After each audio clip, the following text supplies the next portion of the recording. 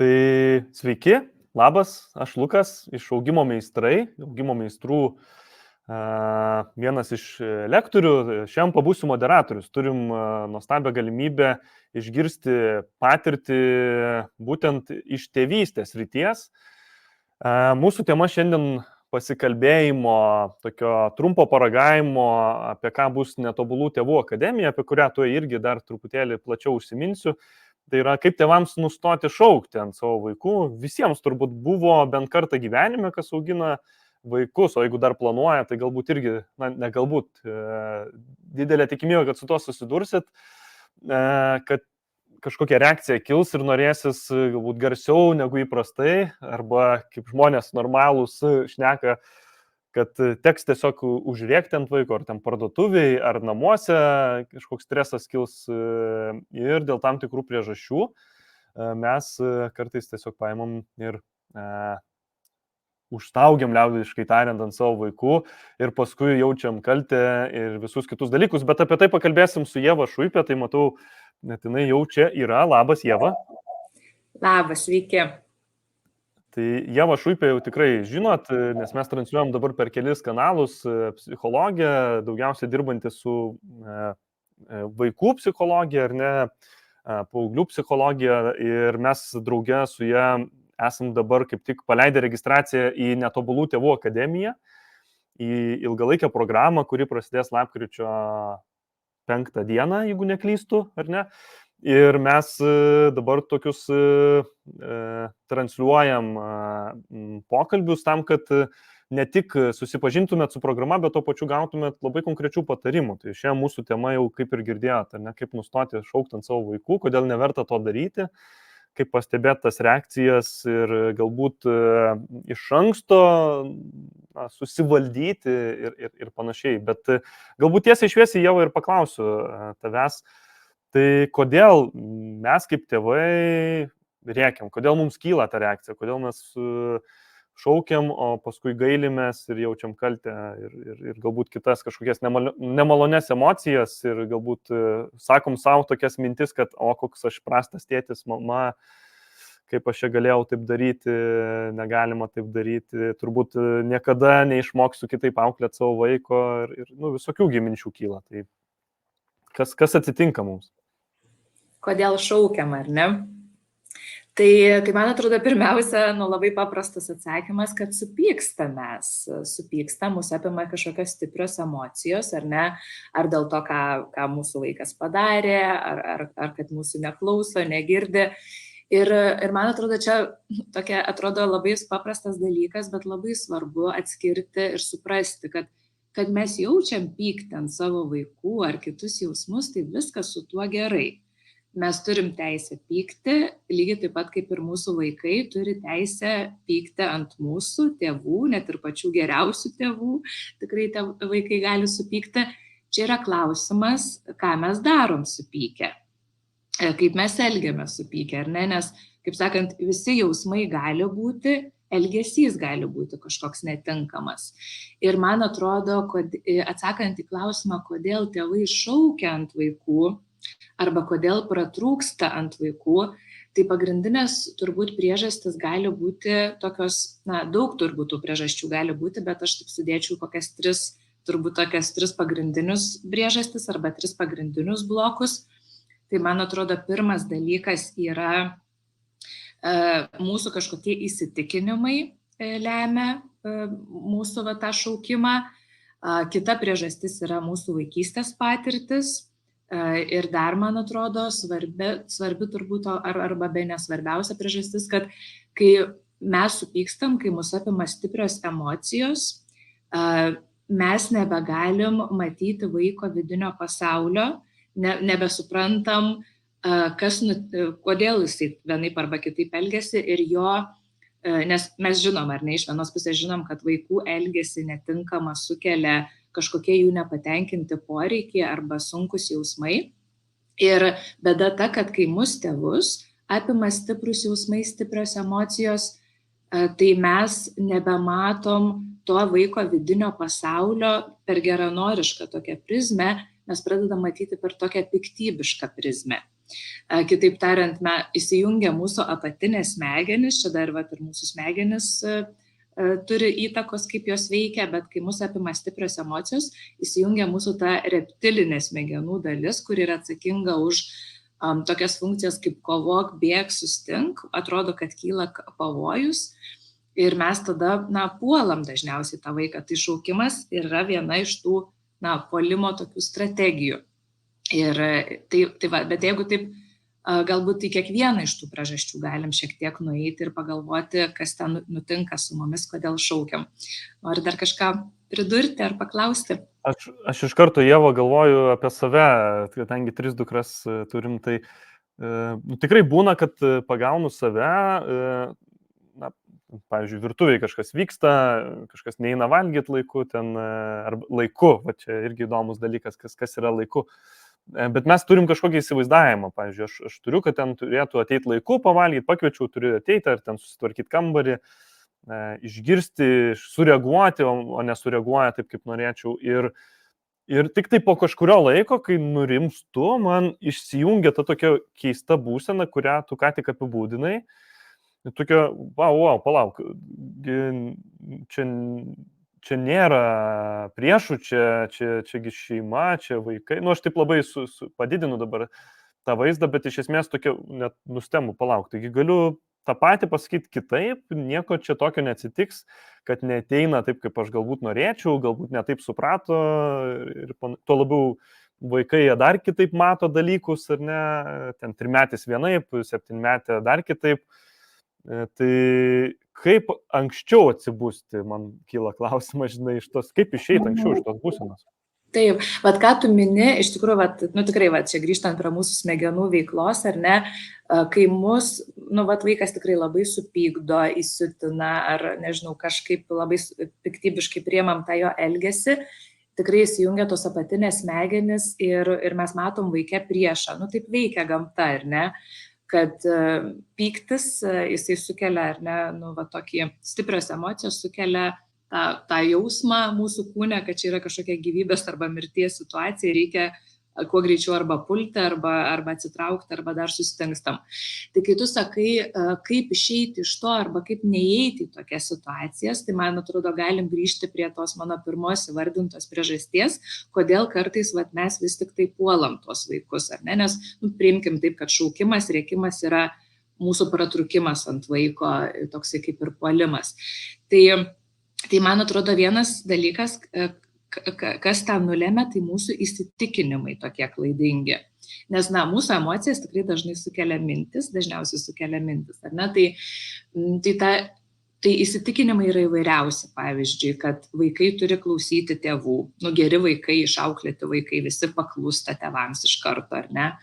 Arba mes pamirštam, kad vaikas yra tik vaikas ir jam būdinga elgtis vaikiškai, kad jisai arba pradedam galvoti, kad jeigu aš čia dabar šitoj vietoj, už tą vaiko nepaklusnumą ir nebendradarbiavimą, jeigu aš vaiko nepamokysiu, kažkaip nepaauklėsiu, nepamoralizuosiu, tai jis ir užaugs paskui. Dabar tai manęs negerbė, nes neateina valgyti laiku, o tai po metų, ką jisai tada dar išdarinės, ar ne? Atrodo, kad jeigu dabar aš jo nepamokysiu, tai jis užaugs kažkokiu labai nedorų žmogumi, galbūt neišauklėtų, labai kokiu nors savanaudžiu ir taip toliau. Tai mūsų tokios įsijungia tikrai tokios baimės, kurios irgi lemia norą pamokyti tą vaiką kuo greičiau čia ir dabar. Ir kitas dalykas, ką aš paminėjau, tai yra tos vaikystės patirtis, tikrai labai veikia. Jeigu, pavyzdžiui, ant mūsų šaukė, jeigu su mumis elgėsi, dažnai piktai baudė, tai yra labai sunku to nedaryti. Automatinė tokia mūsų reakcija yra, jeigu mano vaikas neklauso manęs negerbia, aš tą priimu labai asmeniškai ir tada tikrai norisi kažkaip, dažniausiai atkartojam mes tuos pačius dalykus, ką mums darė vaikystėje. Tai atsakant į tavo klausimą, kaip iš to išeiti, kaip neprieiti prie tų tokių pratrūkimo būsenų, tai vienas kelias yra tikrai suvokti savo vaikystės patirtis, būti sąmoningu apie tai, kas buvo.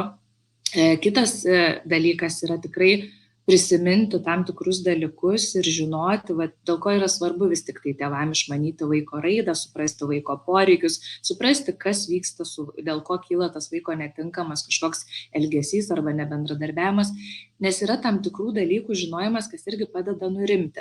Na, pavyzdžiui, pasakymas savo, kad vaikas yra tik vaikas ir jam normalu elgtis vaikiškai.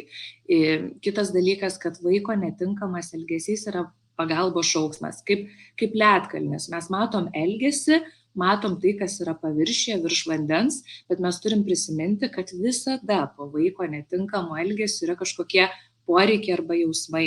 Kitaip sakant, nėra tokio dalyko, kad vaikas specialiai elgesi blogai, kad mus įsiutinti, kad mus įskaudinti, kad mus, nežinau, supykdyti. Joks vaikas nesiekia šito dalyko. Vaikai siekia savo poreikių patenkinimo arba per savo sunkų elgesį rodo, kad jiem yra sunku, viduje sunkus kažkokie jausmai yra apėmę. Tai kadangi vaikai yra maži, jie negali to ištransliuoti, jie negali pasakyti, tėti, man šiandien buvo sunki diena, dėl to aš šitaip blogai elgiuosi. Jie nebendradarbiauja, jie priešgyniauja, jie būna tokie sudėtingi, nesukalbami. Tai mums suaugusiems yra labai svarbu pamatyti, kas yra po to vaiko nebendradarbiavimo, kas yra po to vaiko sudėtingo elgesio. Tai ir kaip minėjau, šitą sunku pamatyti, kai mūsų emocijos sukyla ir mes patenkam į tokį užburtą ratą. Dėl to yra labai svarbu, kiek įmanoma išlaikyti tą ramybę. Nes kaip tu pats paminėjai pavyzdį, kai jau tu nurimsti, kai išeini iš tos būsenos, pagalvoji, tu supranti, kad nepiktybiškai tas vaikas taip darė. Kažkas kažkas yra po tuo elgesiu, ar ne?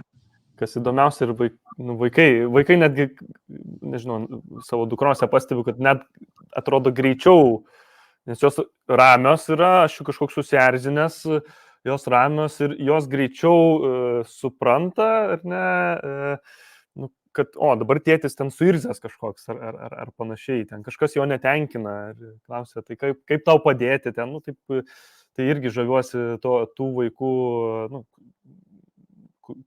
kad jie skaito, kad jie greitai perpranta ir labai labai smagu. Čia turbūt tas pavyzdys irgi kita medalio pusė, ne kai mes rodom tą neigiamą tokį pavyzdį, rėkdami, šaukdami, suirzę visada, bet mokindami įvardinti emocijas ir panašiai. Tai tas žavu irgi matyti ir man tokia mintis, kilo, beklausant, kad jeigu yra tas posakis, vaikai yra vaikai ir jie gali ir turi teisę elgtis vaikiškai ir normalu pagal raidą, tai aš susimašiau, o tai gal tėčiai yra tėčiai ir jie, dabar noriu pabaigti frazę, bet nesugalvoju kaip, kad jie irgi tėtiškai turi teisę elgtis, ta prasme, žmogiška yra suklysti, bet mes visada galim galbūt, tobulėti ir aš vis galvoju, o kodėl mes, pavyzdžiui, ir mokymų tą programą darom, nes mes turim kasdienybę, mes einam į darbą, mes grįžtam namo, mes turim ten buities reikalų pilną, jeigu ne vienas vaikas, o du, tai dar daugiau, jeigu vienas irgi vis tiek kažkokie savo poreikiai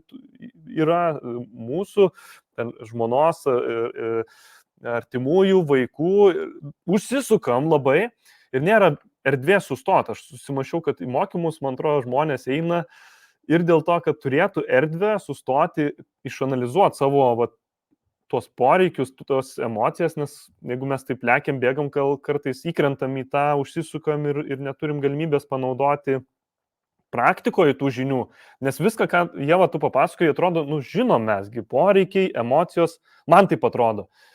Bet gal tiesiog reikia laiko, erdvės sustoti ir iš naujo peržiūrėti savo kažkokius tai šablonus. Kaip tu manai?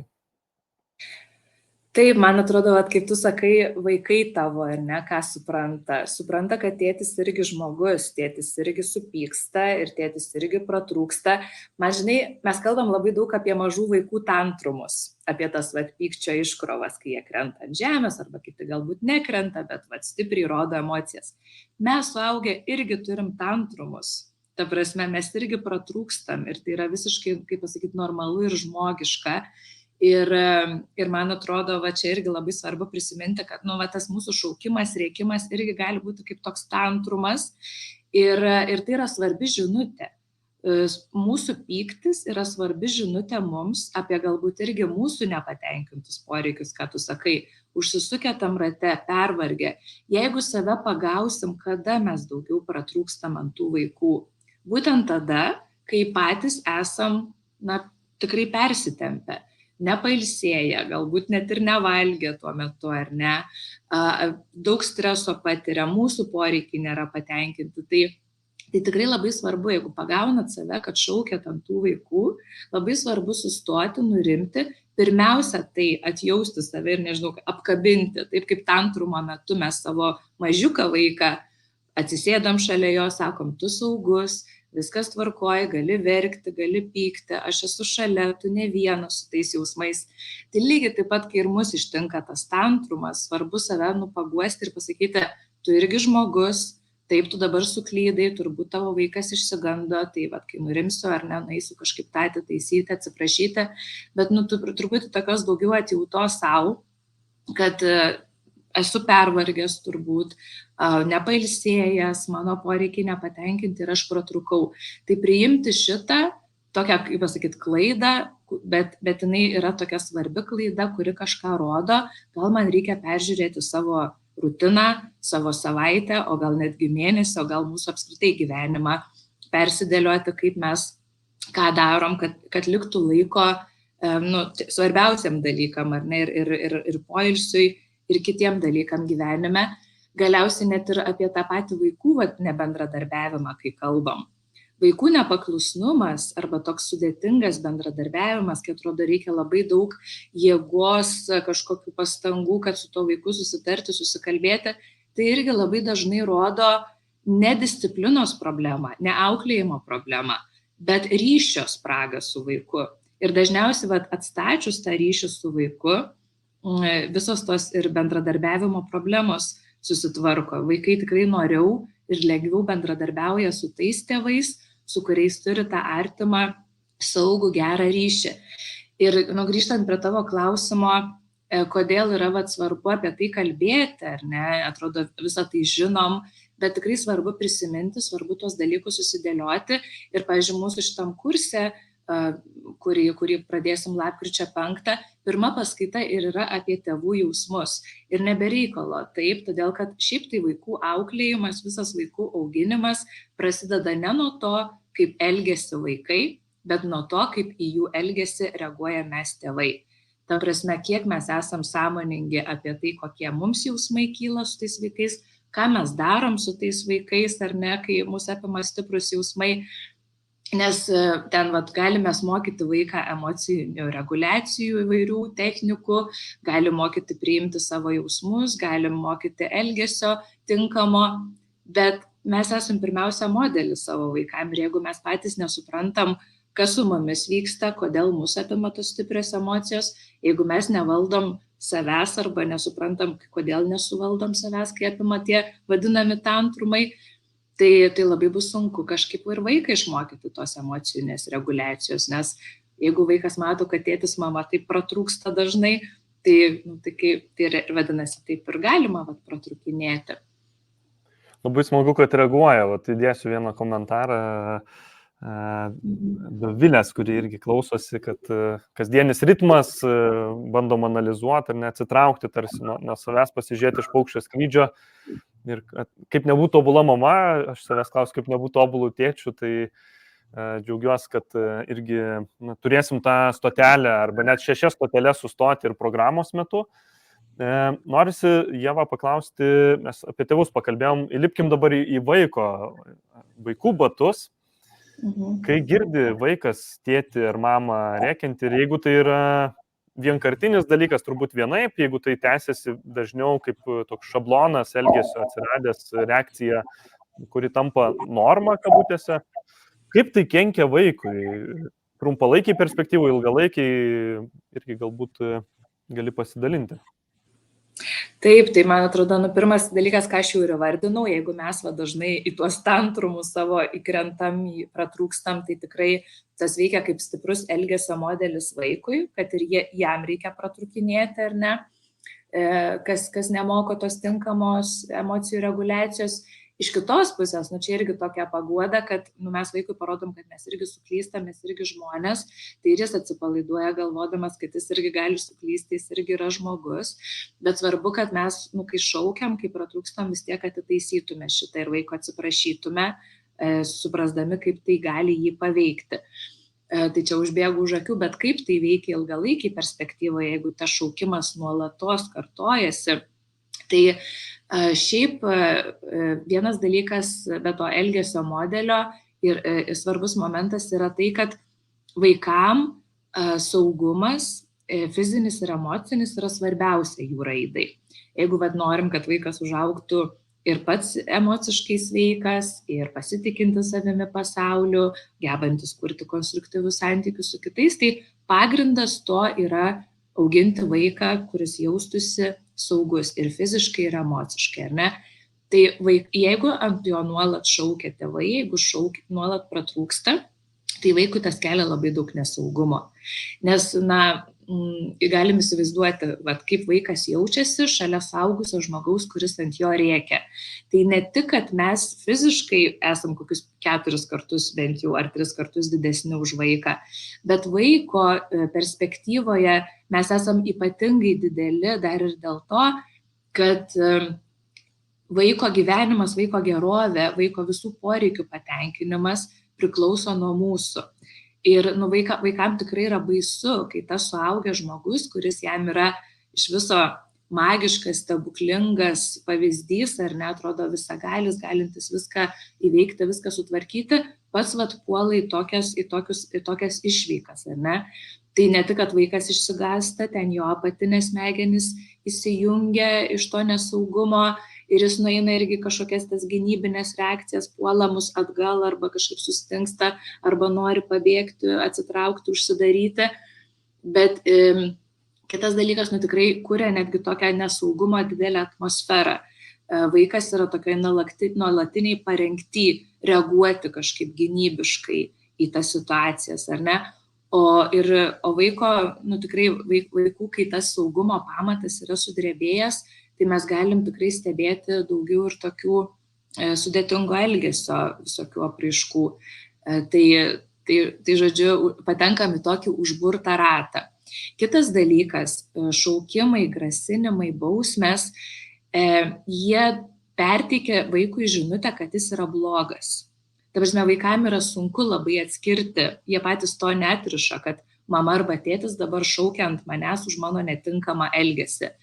Jeigu šaukia ant manęs, tai vadinasi, aš esu blogas, nes vaikams sunku yra patiems atskirti, kad mano blogas elgesys kilo dėl kažkokių blogų jausmų, dėl to, kad aš nežinau kaip kitaip, tokių sunkių jausmų, gal net neblogų, žodžiu, kad aš nežinojau, kaip kitaip pasielgti toj situacijoje.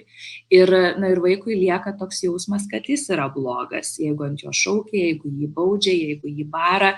Ir tada vėlgi mes užsisukam į tokį užburtą ratą, nes yra labai sunku elgtis gerai, jeigu tu galvoji, kad esi blogas. Toks irgi, kaip sakant, ar ne, kaip aš galiu elgtis kitaip, jeigu aš iš esmės esu blogas. Ir daugiau ten yra tų padarinių, kaip pavyzdžiui, kad bausmės apskritai vaikam formuoja tokį, kad kažkas kitas atsakingas už mano elgesį. Ne aš pats jį valdau, bet kažkokia išorinė jėga turi mane suvaldyti, sukontroliuoti, nubausti, pagirti. Nėra tokios vidinės motyvacijos. Ir galiausiai šaukimai, tie visi grasinimai, mūsų pratrūkimai, jie greuna mūsų šiltą tokį pozityvų santykių su vaiku. O kaip aš jau ir minėjau šiandien, kad pagrindas vaiko bendradarbiauti su tėvais ir paklusti, kaip sakant, geranoriškai, yra tas šiltas ir pozityvus ryšys. Nes šiaip visi vaikai nori bendradarbiauti. Visiems vaikams yra svarbu, kad jų tėvai jais džiaugtųsi, ar ne, girtų juos, kaip sakant, mylėtų, apkabintų. Ir dažniausiai, kai jau nėra tas bendradarbiavimas, toksai, atrodo sunku su vaiku susitarti, tai dažniausiai yra kažkur tas ryšys jau įtrūkęs arba paprastėjęs.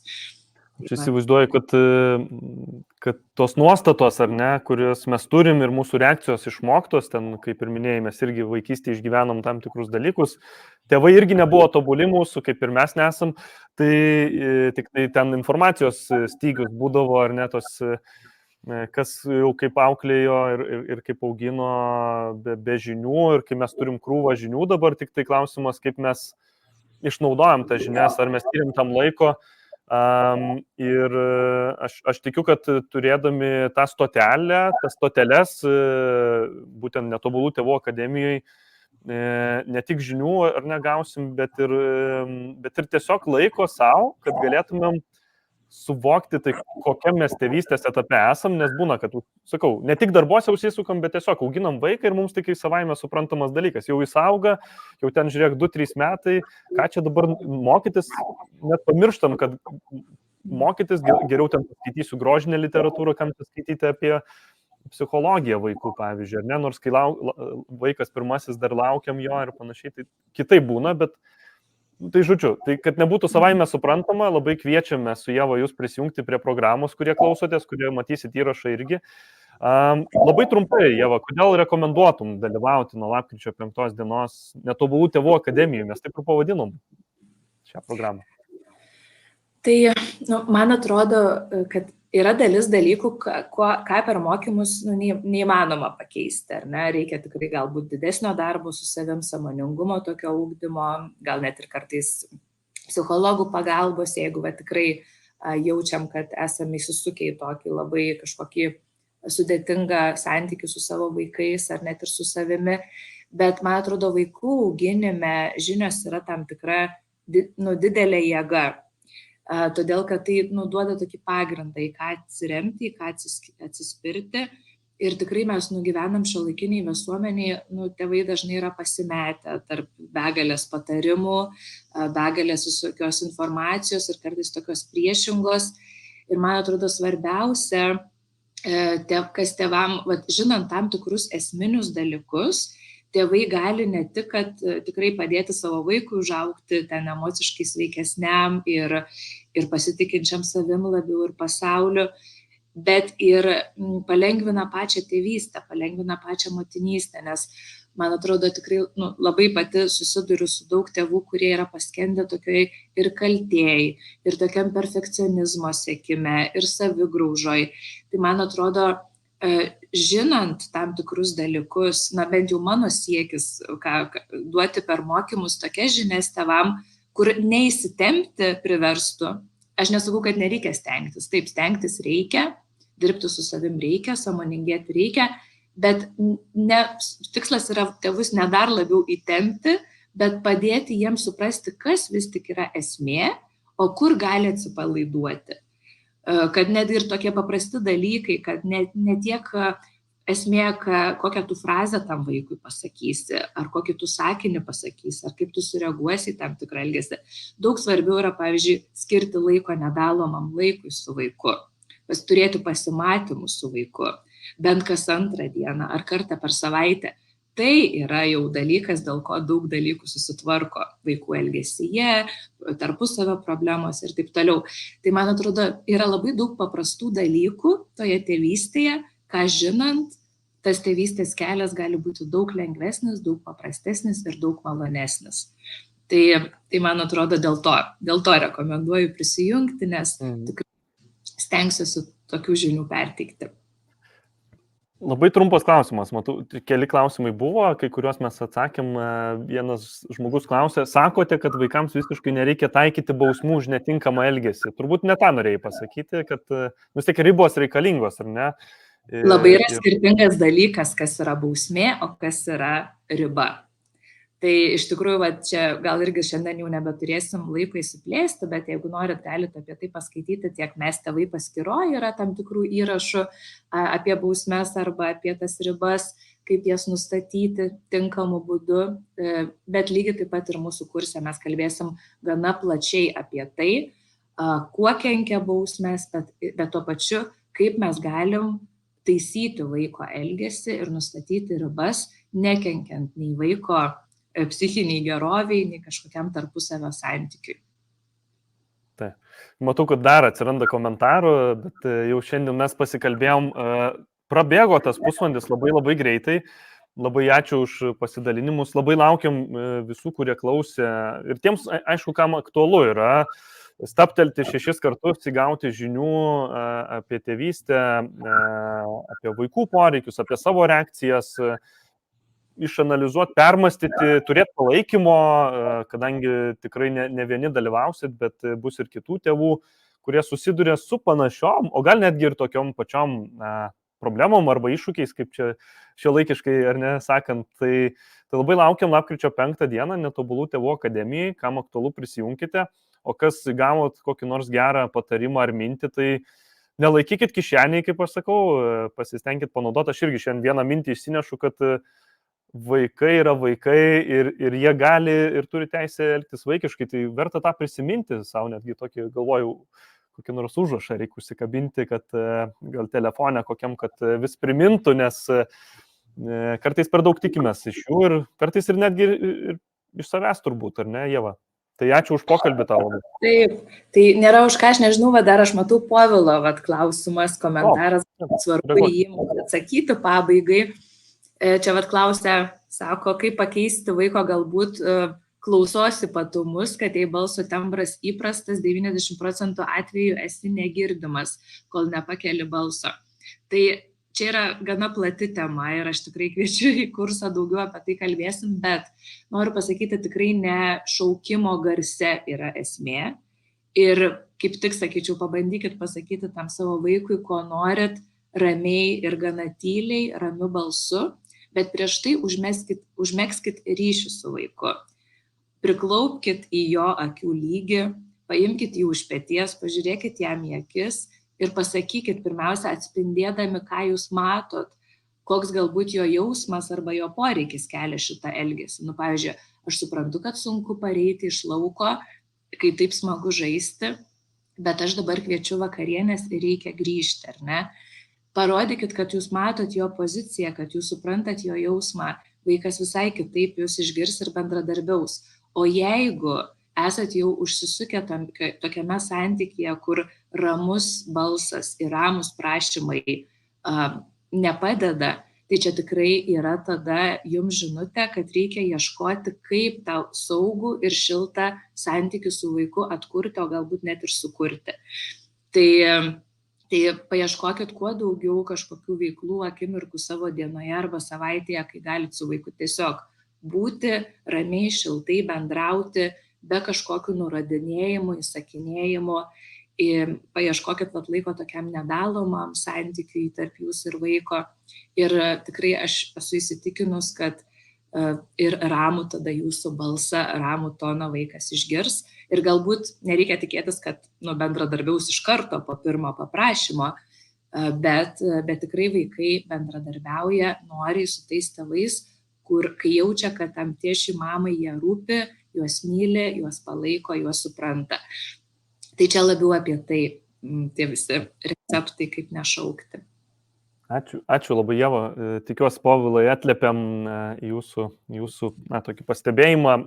Ir jeigu tokių, kaip pasakyti, čia tokia kaip patarimų rubrika gavosi, arba tam tikrų situacijų analizė, trumpa netgi išėjo, ką tik, aišku, ten kontekstas visada svarbu, ar ne, įsivaizduoju, Ieva, tai jeigu vertinga buvo, parašykit komentaruose, kad vertinga, mes turim planelį tęsti ir toliau, ar ne, dalintis prieš pačius mokymus, prieš patį kursą Netobulų tėvų akademijos, bet jau dabar tikrai galite registruotis, spausti, užeiti ir prisijungti prie mūsų bendruomenės, kuri jau lapkričio 5 dienos, o šiandien viskas. Einame toliau į dieną, ar į darbus, ar gal kažkas parašė, kad darželį jau koks vaikas susirgo, tai reikės važiuoti pasiimti.